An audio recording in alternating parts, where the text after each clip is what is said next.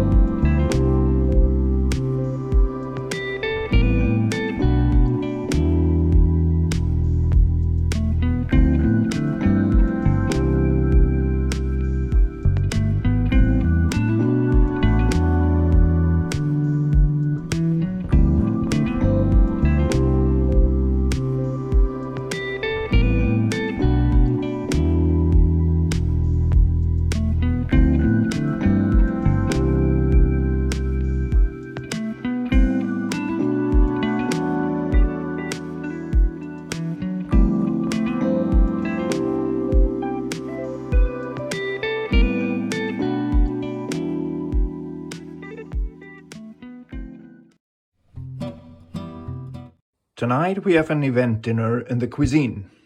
Le Petit Chef.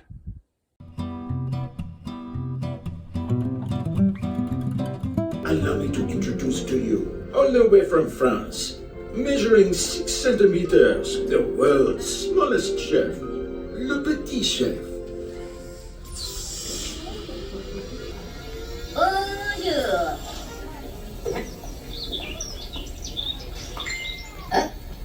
Mon Dieu, there's always one bad apple who still hasn't figured out how to silence their phone. Encore une fois? Oh, oops, c'est moi. What are you looking at? It's not my fault that I'm so popular.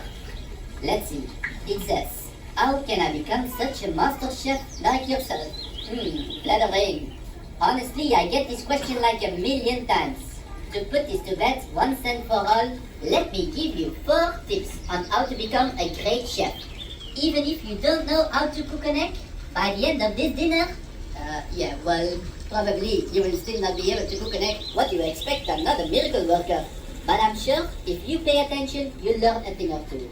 Or at least you'll be able to make an interesting picture for your Instagram. Hashtag most amazing dinner of my life. Hashtag Petit Chef is so cute. Okay, without further ado, pay close attention. Leçon numéro 1. 3 words. History of food. In order to become a master chef, you have to study the traditions and understand where food comes from. Let's take something simple and common as the tomato. Tomatoes don't come from Italy. No, the first tomatoes came from what today is known as Peru. From there, they eventually expanded to Mexico, where they were cultivated by the Aztecs. The Aztecs grew tomatoes on chinampas, which were floating gardens around their capital city Tenochtitlan. In the 16th century, the Spanish conquistador Don Hernán Cortés arrived in the New World. The Aztec king at first believed Cortés was the returning Quetzalcoatl, the feathered serpent god. But Cortés was out for gold and conquered and destroyed this beautiful Aztec city. When they sailed back to Europe, Cortés took tomato seeds with him.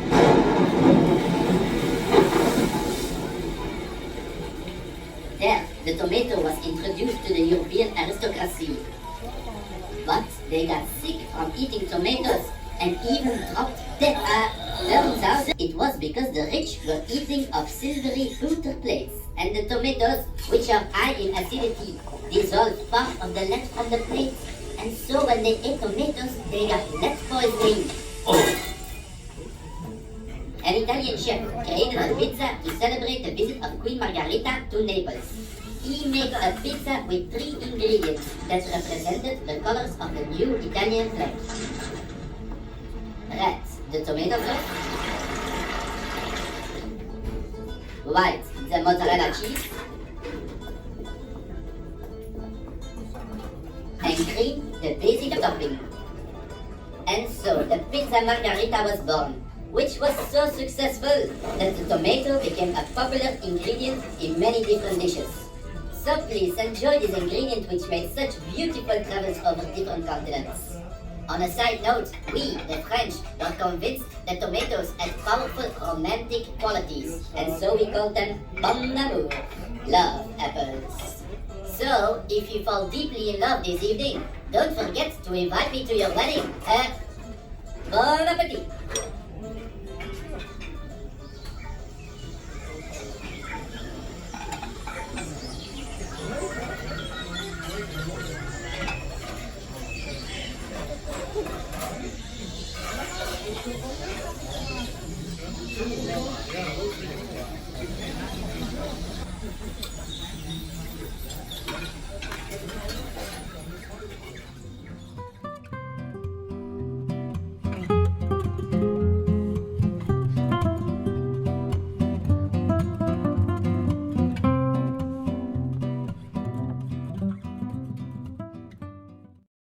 Lesson: The art of plating. They say a great chef needs to be like an artist, and they are right because you eat first with your eyes. I try to learn as much as possible from the great artists this world has known and study how they use composition, colors, and texture to evoke emotion. I consider the plate as if it is a blank canvas. I usually start with sketching my ideas. I even think it's important to think about the color of the table itself. 1, 2, 3. I remember when I started cooking, I was really inspired by the Dutch painter Van Gogh. I loved so much how he used big strokes of color.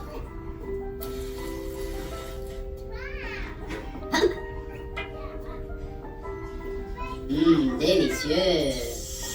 Then I discovered the Spanish artist Pablo Picasso, and I decided I wanted to become a Cuvée chef. Yeah!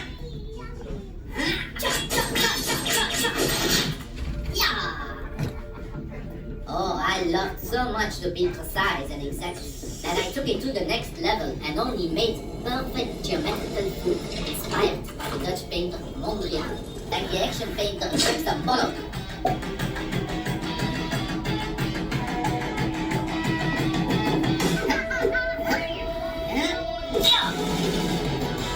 To release stress, so I don't need to pay to go to a therapy.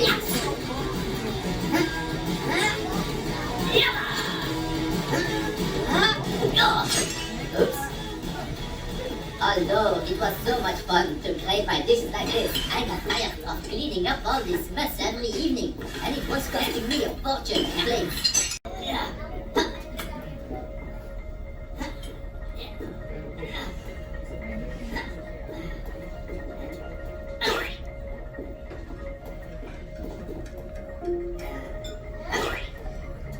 This dish I named Less is More, or as I like to secretly call it, after this course, you'll want to eat a burger with French fries to feel full. I don't know what I was thinking at the time, but then I wanted to give my guests the idea that they are dining in a dream.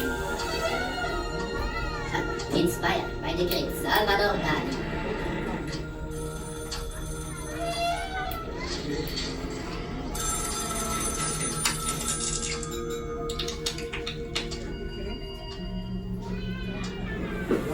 Then I went through a metaphysical phase and started to be all philosophical and asked myself, what is a dinner? Inspired by the Belgian painter René Magritte. After this, I had the idea to serve all my courses in soup cans. Not 1, not 2, not 3, but 9 courses of soup. Soup as amuse-bouche, soup as appetizer, soup as main course, soup as dessert. Inspired by the American pop artist Andy Warhol. Then I went ahead and wrapped the whole plate and table in fabric like the famous artist Christo. Finally, I discovered the most genius artist of them all, Marcel Duchamp. He took a bicycle wheel, yes, you heard me right, a bicycle wheel, and called it a piece of art.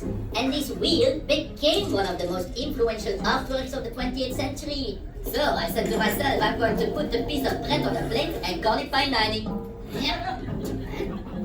Voila, finito, my job is done. Bon appetit. Bon appetit. Let me present to you tonight's dish, inspired by the great Russian painter Vasily Kandinsky. Just like an artist, I want people's mouth to fall open when they see the dish placed in front of them. And I hope I've succeeded once again today. Bon appetit!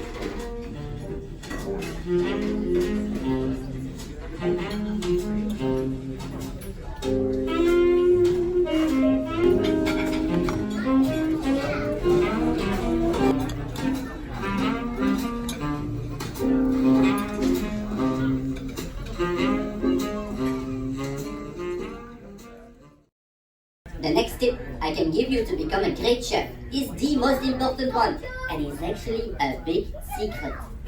The secret ingredient to make a dish taste incredible doesn't cost anything.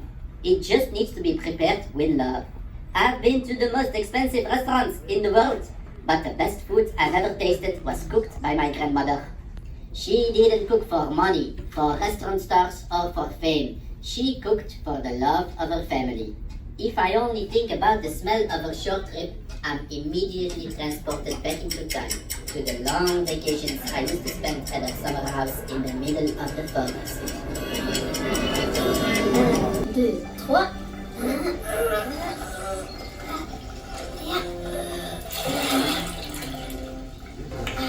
3. Oh, fantastique!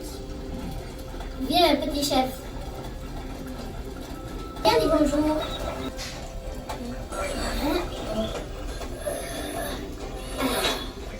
Go get some mushrooms. No, those are not for eating, they are for jumping.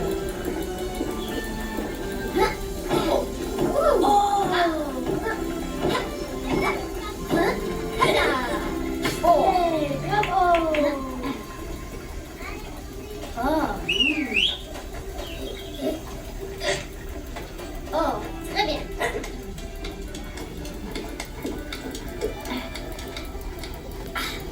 Voilà.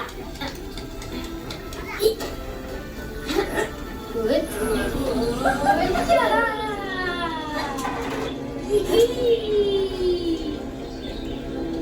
Un, deux, trois, et voilà. Bon appétit.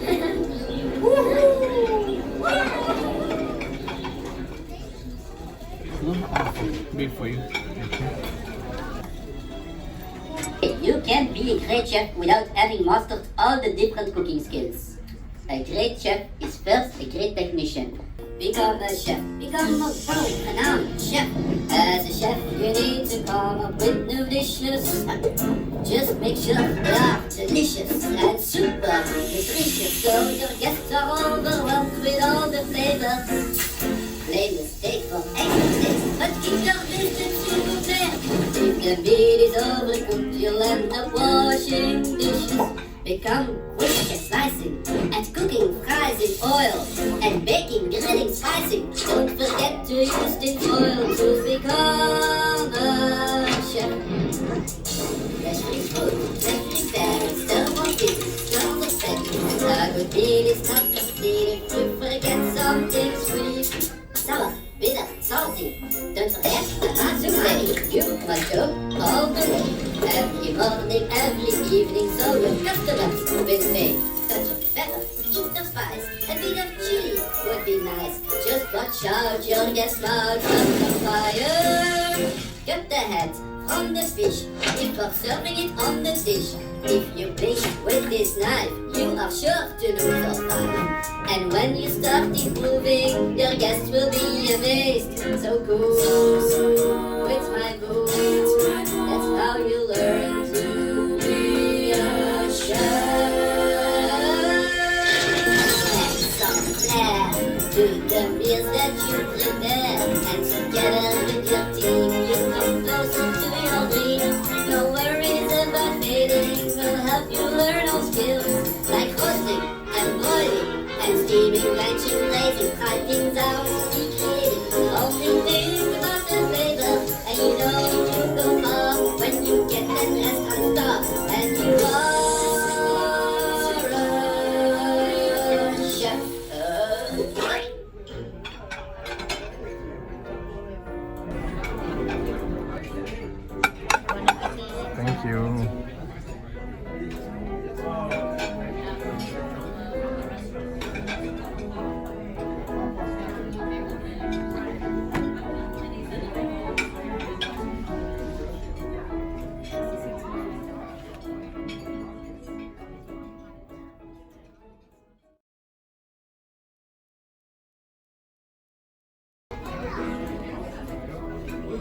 In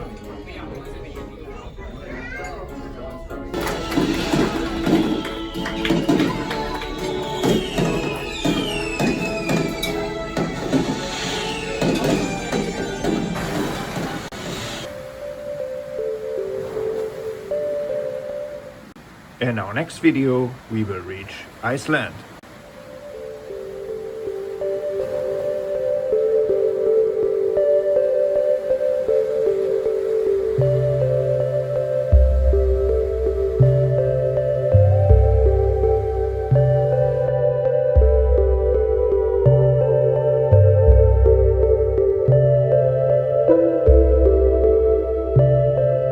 Thank you.